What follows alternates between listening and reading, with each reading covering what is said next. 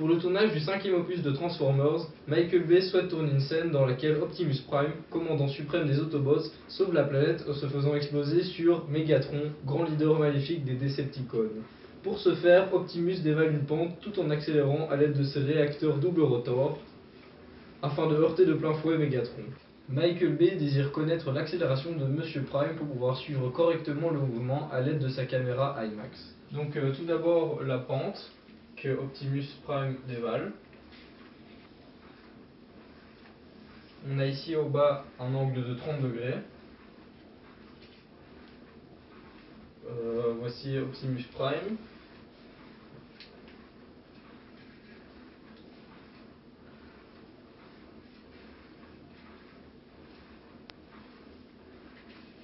Donc ici on a Megatron.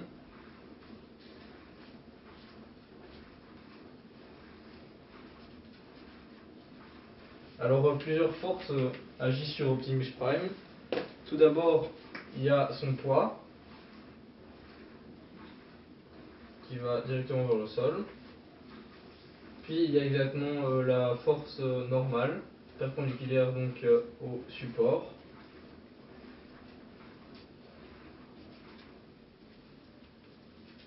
On a la force motrice parce que Optimus Prime roule pour arriver sur Megatron. Et également la force de frottement parce que la zone sur laquelle se trouve Optimus est rugueuse.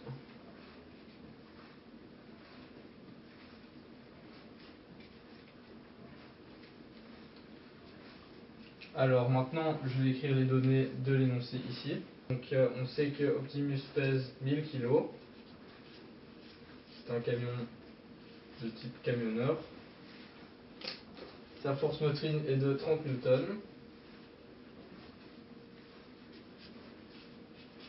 La force de... Oh non, 90 Newton, excusez-moi.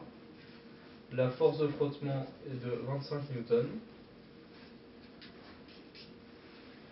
Et eh bien c'est tout. Donc on a deux inconnus qui sont la force normale et bien sûr l'accélération que l'on recherche. Donc j'ai reproduit ici le dessin de l'énoncé et c'est parti pour trouver l'accélération que Michael Bay nous a demandé. Alors pour commencer, on va utiliser la formule somme des forces égale ma. Pour ce faire, on doit projeter les forces et donc définir des axes. On va donc dire que ça c'est l'axe des x et que ici il y aura l'axe des y perpendiculaire à l'axe des x. Alors on va faire somme des forces égale ma sur x et sur y, x et y.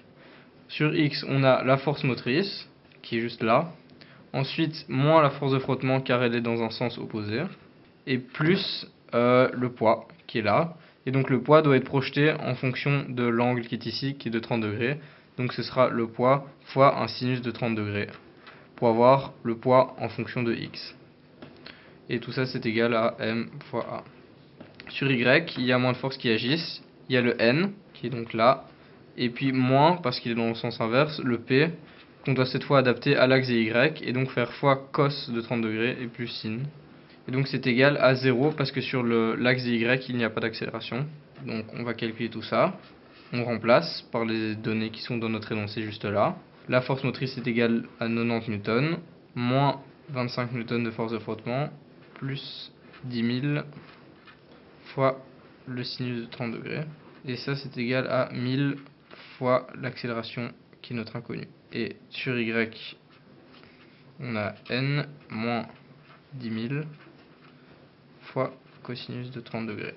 C'est égal à 0. Faisons appel à la calculatrice.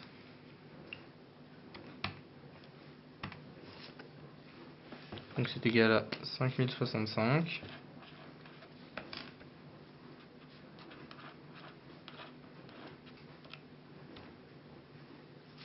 Et ici 8660,25. Donc égale n directement. Donc on a trouvé le n. Et au-dessus, il nous faut diviser 5065 par 1000, ce qui fait 5,065 mètres par seconde au carré. Donc c'est l'accélération que l'on cherchait. Voilà.